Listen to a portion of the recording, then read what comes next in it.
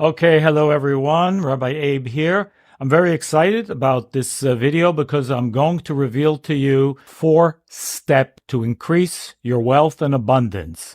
It's ancient Kabbalistic secrets that were laid out for us, especially for our generations, to assist all of us because of the time we're in, of the tremendous lack that people are feeling at all different levels. So just to be clear, abundance is not only money, but it is money. And just let's be clear about money. Money is a tool. It is the strongest form of potential energy. We have to understand about money, okay? It's not just, oh, I have money and to pay my bills and no, everything begins with a desire of an individual. And this is, of course, one of the major points of Kabbalah. Kabbalah means receiving. In order to receive, we must have a desire. But that desire needs to be directed in the correct way. If it is not, receiving will be short-lived, but we don't even call that receiving. You can get, but it doesn't mean you keep what you get,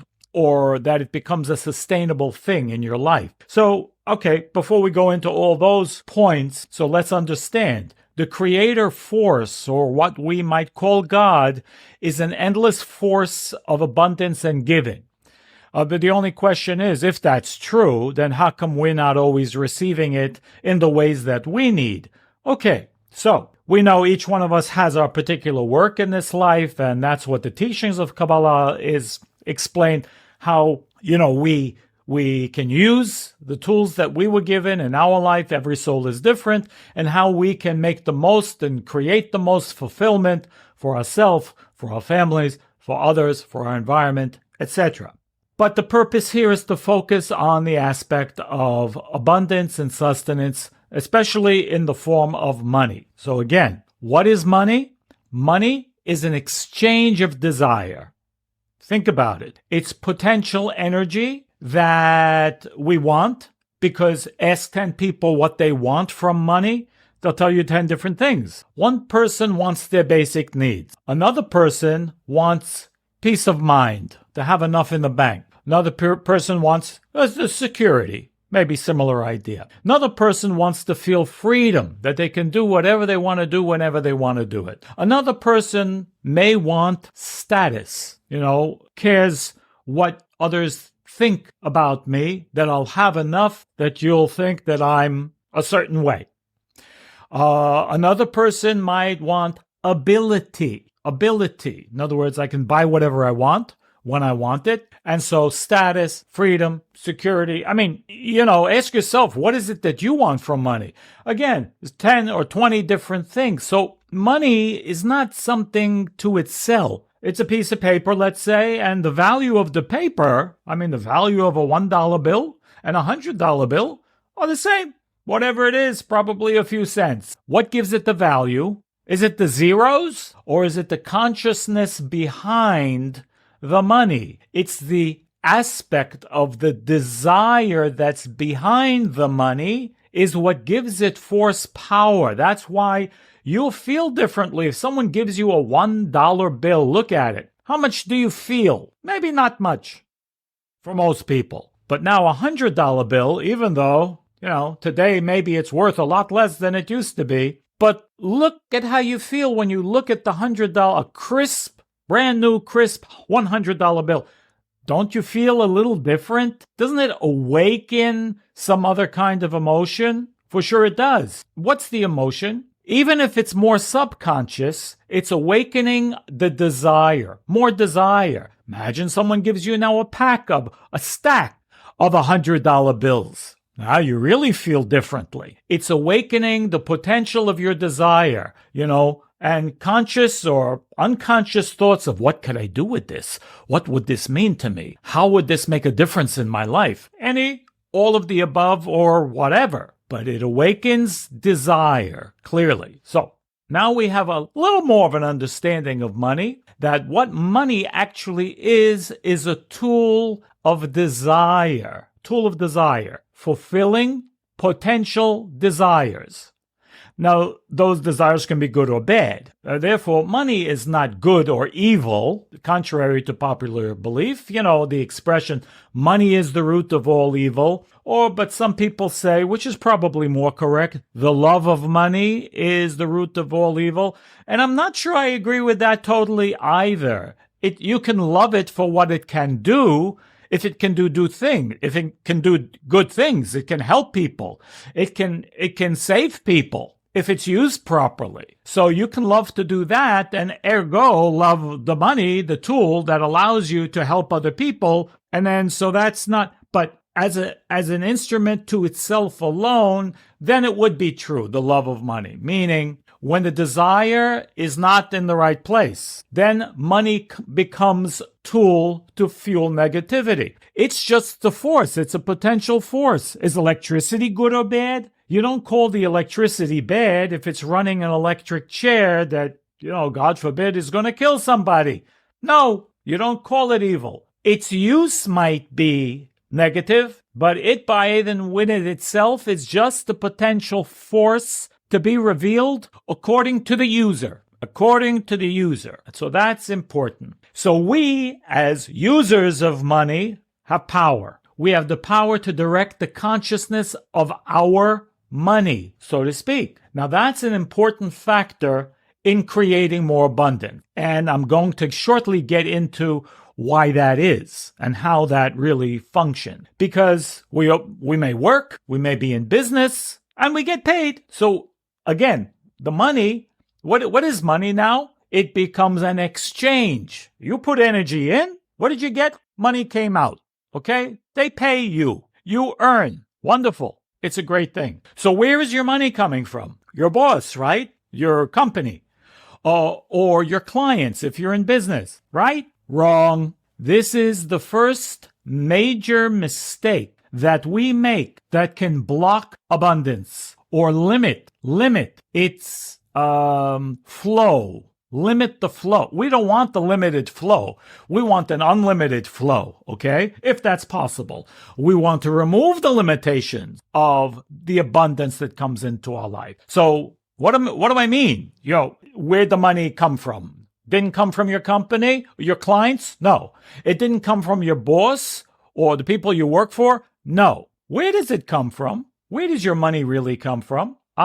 Money and all forms of abundance on an energetic level come from the force of creation, God, if you will. The creator force is all abundance, not limited to money. It's also health. It's also, blessings of relationships and children, everything that we need in our life. Focus on money.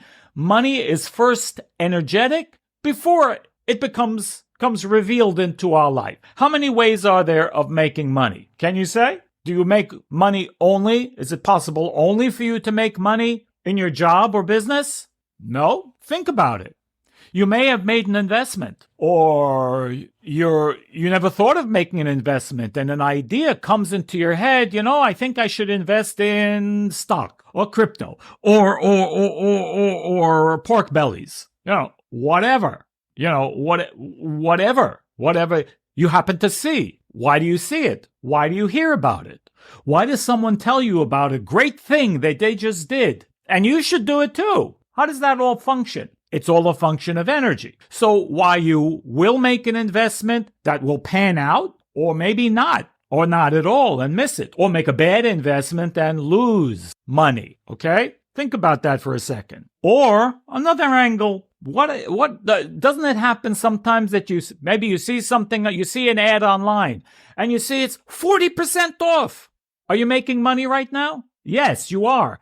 If you are looking to buy that thing and you were about to pay 40% more and you just found it for 40% less, you just gained 40% on your money. So why you will find the discounts or the good deals, or you'll be led, again, we have to realize that we are energy-driven beings, and very little are we actually thinking about consciously, okay, beyond our constellation and our karmic work in life. There's a whole mechanism to how this works. Ergo, we all need to learn some kabbalah. my crash course is coming very soon. Email me if you're interested about it, okay? Just a little plug at info@rabbieabe.com if you want to be on the list for the crash course. That list is growing, and I have to limit it at some point. Anyway, it's all there for us energetically. So there's different ways we make money, and we don't even realize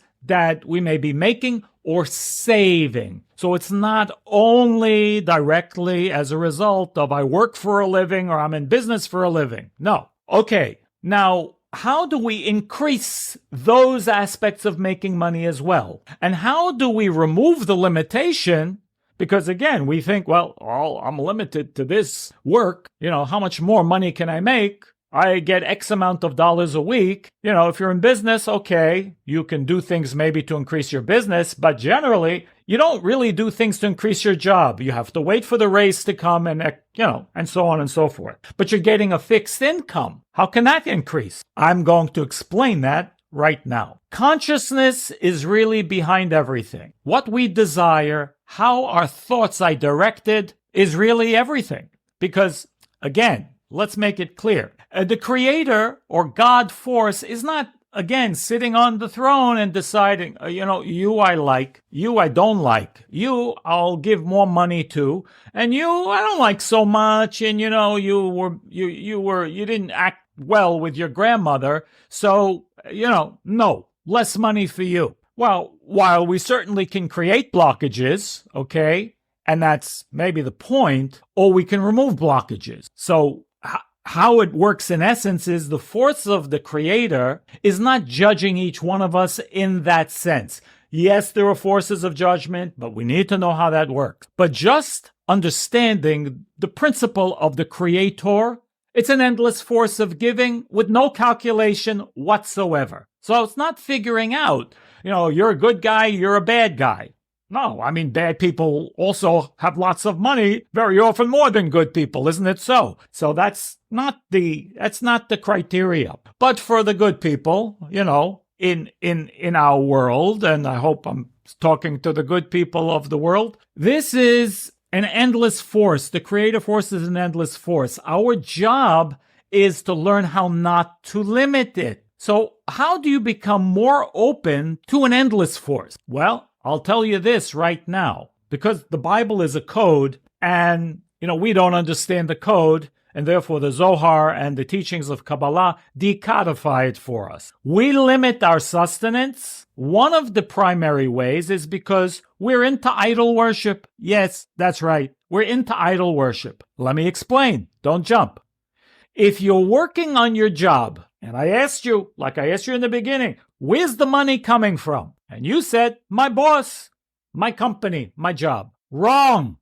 It's not. The seed level of energy of your abundance, your money, your paycheck is coming from God, meaning the creator force. It's coming from the energy of the universe. It's there for you. It's there beyond limitations, according to your karmic issues, according to your astrology, and many other things, of course, which are involved. But the last thing we need is to create more limitation. And that's what we do if we think that that's where it's coming from. It's coming from my job. It's coming from my clients. No. It's coming from good marketing. No. It's coming from an endless force. The source is endless. Let me give you an analogy, okay? And here, I'll put it up here on the screen. A prism. We've all learned about a prism, probably in high school science. Shine a white light through a prism, that crystal quartz piece of glass. What happens? All the colors of the spectrum, the rainbow, red, orange, yellow, green, blue, indigo, violet,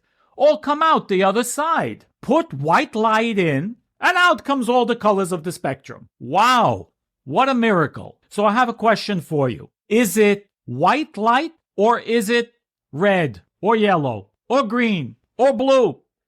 Which one is it? Well, in some sense it's both, but we have to understand our abundance is like that. White light is the source, and white light contains everything. So if we say, or in our consciousness, in our thought consciousness, we feel and we believe that the money is coming from my boss, my clients, we are limited to that one color or two colors of the spectrum. That's called idol worship. Idol worship never meant, this is the secret of what's idol worship. It's very practical. It doesn't mean bowing down to idols. It means focusing on one limited source for your energy. What other people think about you can be your idol worship, okay? Focusing too much on something that you think gives you the energy, and that's the source, that's idol worship. So if we're of the opinion that, my money is coming from my boss,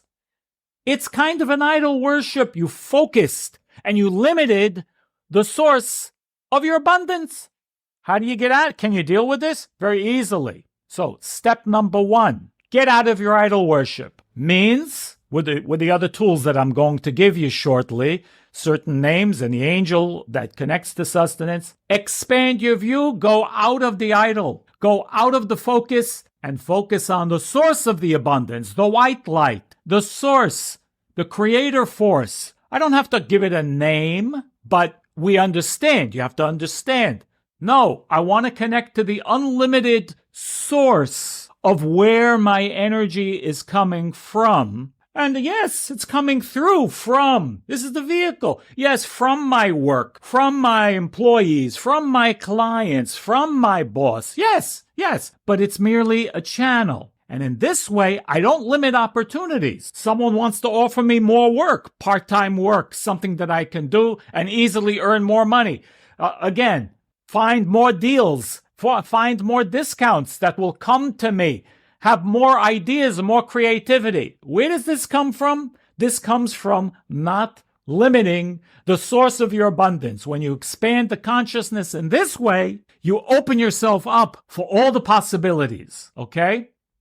Number two, I'm giving you a spiritual tool. Spiritual tool, two primary things. It's the name, I did a short about this, it's the name of the angel that the Kabbalah explains is responsible for sustenance, meaning all sustenance, all abundance. What is an angel? Okay, until we'll maybe do a class on angels at some point. An angel is a go-between, nothing more. It's not coming from the angel, but the angel is a force of, let's say, consciousness, which is embodied. It's a force that channels very particular things. So there's an angel for protection. There's an angel for healing. There's an angel, there's thousands and millions of angels, but there are also archangels, which are part of the mainframe. Anyway, without going into it, there is an angel that is responsible for the sustenance. Again, the go-between between the physical world, which we live in, and the metaphysical or the spiritual, energetic realm. And so we don't say his name. I'm going to put it here up on the screen. And again, I will make it available in the comment section. There'll be a link. So you'll go to the comment section and you, in the box, in the description box below, there'll be a link for everything that I'm speaking about, and that, you'll be able to print it out and hang it on your wall or whatever it is. It's a good thing to do, to have it in your consciousness, in your workplace. The name of this angel, that's number 1. We don't say the name, and many people ask me when I put up the short video, well, why? Why not? Maybe it's even better. I really want to say this name. Okay, let me explain that briefly. Again, this angel connects to a raw force of energy. It's like raw energy, like raw electricity. So do we put our finger directly in the socket? And the answer is no. That wouldn't be helpful, right? If you want to connect to electricity. You need to put in a lamp, and there's a resistance in the lamp. Oh, and then you can get light out of it. So we don't want to make direct connections with energy because we're not built for that, and it's not positive necessarily. It won't affect us in a positive way. You can do what you want, but it will likely not be helpful. And therefore, according to the ancient sages, we don't say it with our mouth, but we say it internally, in our heart or in our head, without it coming out of our mouth. Okay? So that's for the angel name. But now I'll give you an additional tool. I told you this is a definitive guide. Another tool that is from Psalms, from the Psalm 145, verse 16. And the verse says, you open your hands and satisfy the desire of every living thing. You open your hands and satisfy the desire of every living thing. Now, what is this? Who is this referring to? Now, King David, again, wrote the Psalms. And again, the Psalms, the scripture, the Bible are all coded messages, again, for all generations. Some things may seem outdated. They are not, because, again, it pertains to all the generations of humanity. But you need to decodify the messages, which is what Kabbalah does. So this refers to the force of the creation, not God necessarily. It means that we must open up our desire. This is very important. So again, first off, we open our hands and we do say the words, Poteach et yadecha. Poteach et yadecha, which means you open up your hands. Great. Now, what does opening up the hands mean? Now, the hands are the tools of desire. We're born into this world like this, right? With our fists closed, which indicates the desire, the innate desire that we have. Good thing. We must have desire. Question is, what do we do with that desire? So, we open up our hands in order to indicate we have desire to receive in order to transform it to a sharing thing. We want to share with our desire, not that it should be a selfish desire. What effect does this have? Well, I'll tell you. The effect of having a desire in order to be able to share with that desire increases our level or our capacity to receive. It removes limitation. Now, I can't get into all the details why it does that, but there's only a very limited amount we can receive for ourselves alone. It's almost like saying, well, this cup, it's receiving, it has a bottom. It's limited, it can only receive so much. But if it'll think to share, how will this cup share? Remove the bottom. And when you remove the bottom, it becomes a channel. It becomes a pipe. And it can receive endlessly and give endlessly. Don't you want to do that? I mean, don't you want to be able to connect to endless receiving? And again, that doesn't mean tomorrow you're going to be, a multi-trillionaire. No, we remove the limitation on our receiving and we open ourselves up to the abundance that the universe wants to give. It wants to give us endlessly. We just don't know how to receive, okay? And we must be clear about that. Universe is constantly 24/7, 365, giving an endless amount of abundance in every form. We just don't have the capacity or the vessel to know how to receive those things. We're so busy with ourselves, which is the nature. But we're here to transform that so we can receive more. So, two things. Opening the hands to be willing to receive abundance from where? From the source. Poteach et yadecha. Awakening desire. Which desire? The real one. The real desire, which is the desire in order to bestow, to share, to help others. Okay? So that's tool number 2. We have two more, but very simple. A very simple idea here. According to the Zohar, the main book of Kabbalah, even if we do all these things, if you don't have happiness and joy, at least in that moment, if you don't do something to make yourself happy, you cannot receive anything. You cannot receive abundance. Abundance and blessings can only rest and be on a place that feels complete, even if you're not. Even if you're depressed. Well, if you're depressed, you're not complete. Make yourself happy. Put on a laugh track. Go listen to some jokes. Go out and share with some people. Go out for a walk or for a run.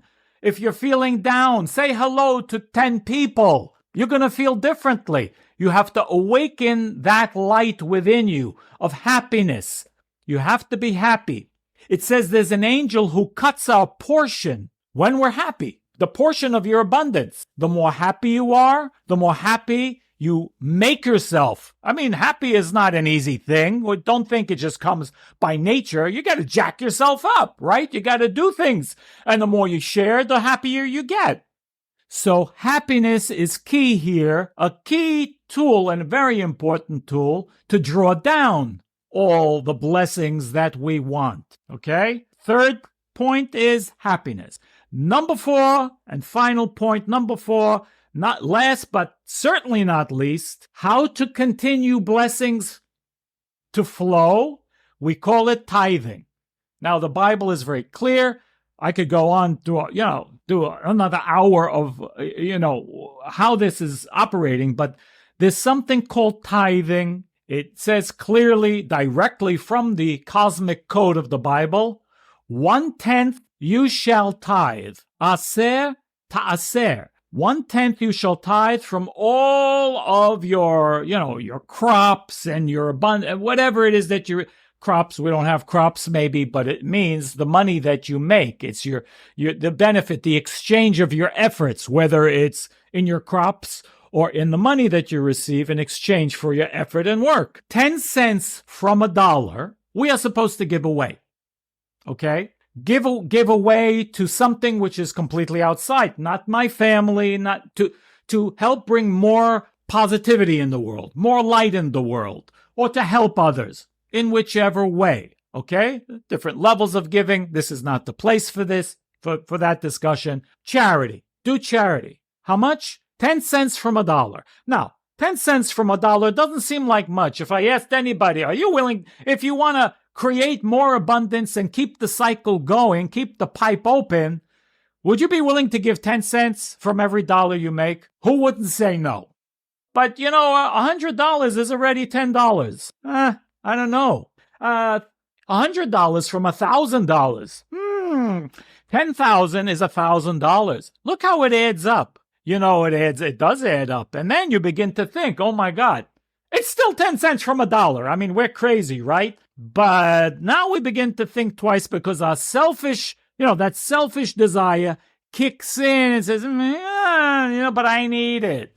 Well, you didn't need the 10 cents necessarily when it was only 10 cents from the dollar. If we really need it, then we'll understand that the sharing is imperative. And I have to add to that one more thing. The verse says, aser ta'aser, 1/10 you shall tithe. It's not a question. Notice, if we understand the secret behind this, it's telling us you will tithe 10%. You will give away 10%, whether you like it or not. Because if you don't voluntarily give it, it will be taken away or blocked from you energetically, because that's how energy operates. We're not built energetically to be able to receive for ourselves. So there is consequence to selfish receiving in whichever way, which I won't get into it. But when you voluntarily give it away, if it's easy or difficult, you actually create a circuitry of sorts and you earn it back. You earn more.